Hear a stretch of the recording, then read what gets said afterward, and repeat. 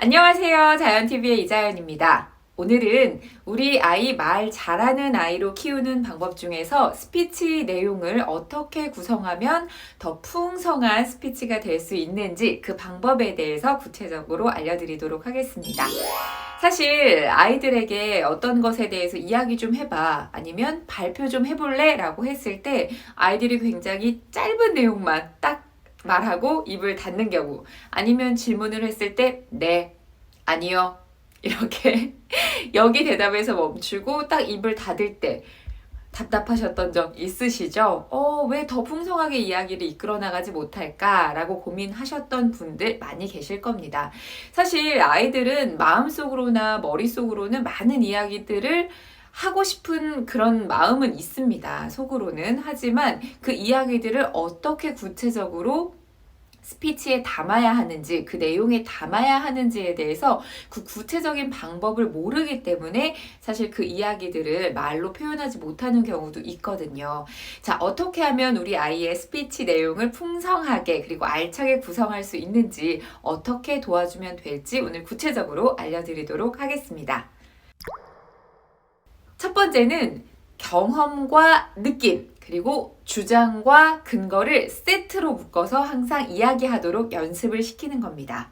자, 이야기를 할 때 경험을 이야기하는 경우가 굉장히 많고, 어떠한 발표를 할 때에도 경험을 이야기하는 경우가 많습니다. 그럴 때 딱 사실과 관련된 경험만 이야기하는 것이 아니라 그 경험 뒤에는 꼭 너의 느낌을 붙여봐. 그래서 이야기를 2배로 늘려갈 수 있는 거죠.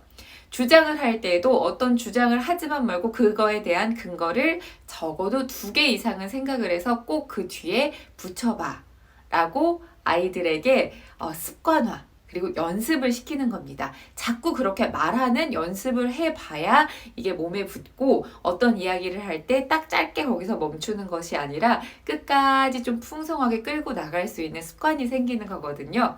예를 들어 보겠습니다. 자, 주말에 우리 뭘 했는지 한번 발표해 볼까? 교실에서 이렇게 한번 발표를 시켜보잖아요. 그러면 저도 교사 시절에 아이들에게 월요일날 자, 발표해보자. 주말에 어떤 일들이 있었는지 하면 아이들이 손은 정말 많이 들어요. 손은 많이 드는데 다 사실만 얘기합니다. 저는 가족과 놀이공원을 놀러 갔습니다. 저는 아빠와 한강에 자전거를 타러 갔습니다. 저는 가족과 맛있는 어떤 것을 먹었습니다. 여기서 딱 끝납니다. 그리고 앉아요. 하지만 우리 아이가 이렇게 발표한다면 어떨까요? 저는 가족들과 아바타라는 영화를 보러 갔습니다. 여기까지는 경험이죠. 뒤에 아바타라는 영화를 보면서 아름다운 그 물의 풍경들이 굉장히 인상적이었습니다.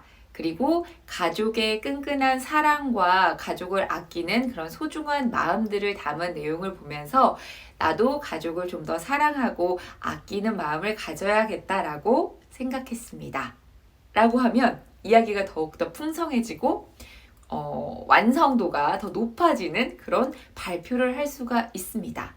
이런 식으로 우리 아이들이 경험에는 느낀 점이 세트, 주장에는 근거가 세트, 이렇게 머리에 꼭 넣어주세요. 그리고 항상 말을 할 때는 이렇게 묶어서 얘기를 하는 습관을 갖도록 도와주세요. 2번째는 그 주제와 관련된 키워드를 빠르게 3개 정도 생각을 해내고, 그리고 그 키워드와 관련된 문장을 확장시켜 나가는 겁니다. 그리고 이 문장을 말할 때는 최대한 간결하고 짧은 문장으로 말하는 연습을 해보는 겁니다. 예를 들어 볼게요.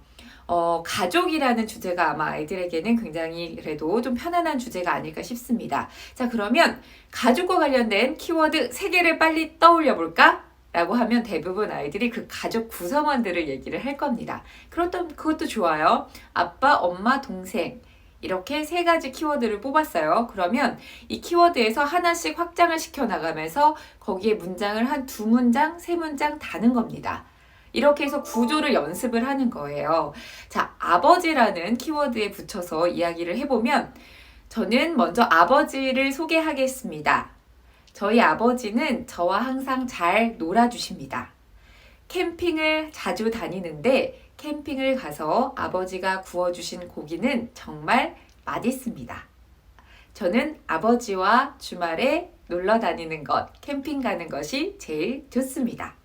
이 정도로 세 가지 그냥 제가 즉흥적으로 지금 이야기를 해본 거예요.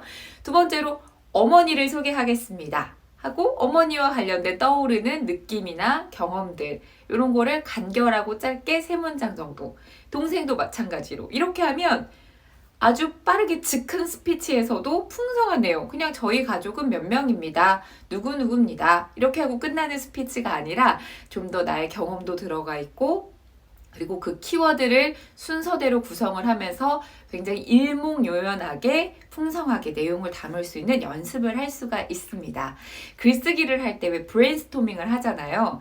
브레인스토밍을 하는 것처럼 이야기를 할 때도 머릿속으로 그 나무, 머리에 그 확장되는 나무 가지를 쳐보는 거예요. 그러나 좀 빠르게 키워드 위주로 뽑아서 이런 식으로 연습을 해보면 굉장히 내용을 체계적으로 정리를 할 수 있고 그리고 내용을 풍성하게 구성을 하는 스피치를 할 수가 있습니다. 세 번째는 평상시 아이들과 대화를 할 때 열린 질문을 하는 것입니다. 열린 질문은 그 대답이 단순하게 한 가지 또는 네, 아니요, 이분법적으로 나오는 그런 질문이 아니라 10가지, 100가지, 수천 가지가 될 수 있는 열려있는 답이 나올 수 있는 질문을 말합니다. 예를 들어서 아이들이 학교를 다녀오면 부모님들께서 학교 잘 다녀왔니? 라는 질문 또는 학교 재밌었어? 라는 질문 많이 하시죠? 자, 내가 아이라고 생각하고 이 질문에 대한 답을 한다고 생각을 해보면 학교 재밌었니? 라고 하면 뭐라고 대답하시겠어요? 네, 아니요. 이렇게 대답을 하겠죠. 아니면 오늘 학교 잘 다녀왔니? 그러면 잘 다녀왔으면 네, 잘 다녀왔어요. 아니면 무슨 일 있었으면 아니요. 이렇게 대답을 하겠죠. 자, 이렇게 질문을 하는 것이 아니라 좀 다르게 조금만 바꿔볼게요. 오늘 학교 어땠니? 라고 물으면 어땠는지에 대한 대답은 굉장히 많이 있죠.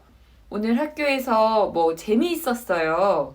그러면 그 재미있는 이야기들이 여러 가지 이야기들이 나올 수가 있겠죠. 오늘 학교에서는 조금 지루하고 따분했어요. 라고 말할 수도 있고요. 오늘 학교에서는 정말 기쁜 일이 있었어요. 오늘 학교에서는 좀 슬픈 일이 있었어요. 이렇게 대답을 여러 가지로 할 수가 있겠죠. 그러면 그랬구나.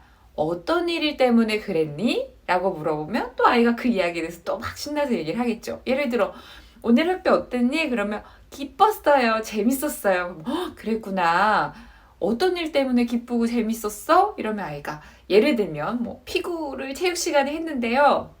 최후의 1인이 제가 됐어요. 그래서 너무너무 재밌고 기쁘고 그랬어요. 그러면 또 물어보세요. 그리고 또 다른 일들은 없었어? 이렇게 물어보면 다른 일에 대해서 오늘 급식은요 뭐가 나왔는데요 진짜 맛있었고요.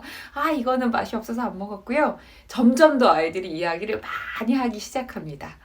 이렇게 질문을 네, 아니요로 끝나는 그런 답이 나오는 질문 대신에 여러 가지의 대답을 할 수 있는 열린 질문으로 대화를 시작하면 아이들은 신이 나서 자신의 이야기를 많이 풀어내거든요.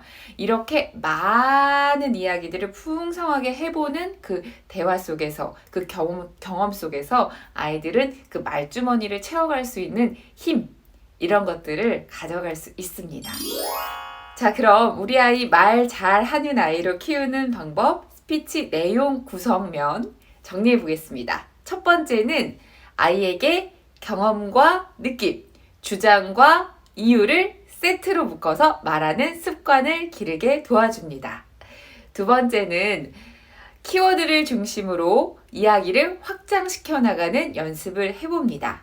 주제와 관련된 키워드 3가지를 빠르게 뽑아보고 그 키워드와 관련된 이야기들 2개, 3개 짧고 간결한 문장을 붙여봅니다. 세 번째는 평상시에 대화를 할 때 열린 질문을 해주세요. 그렇다면 아이들은 네, 아니요 대신 자신의 이야기를 풍성하게 풀어가는 경험을 자주자주 해볼 수가 있습니다. 도움이 되셨다면 좋아요, 구독, 알림 설정 부탁드릴게요. 지금까지 자연TV였습니다. 감사합니다.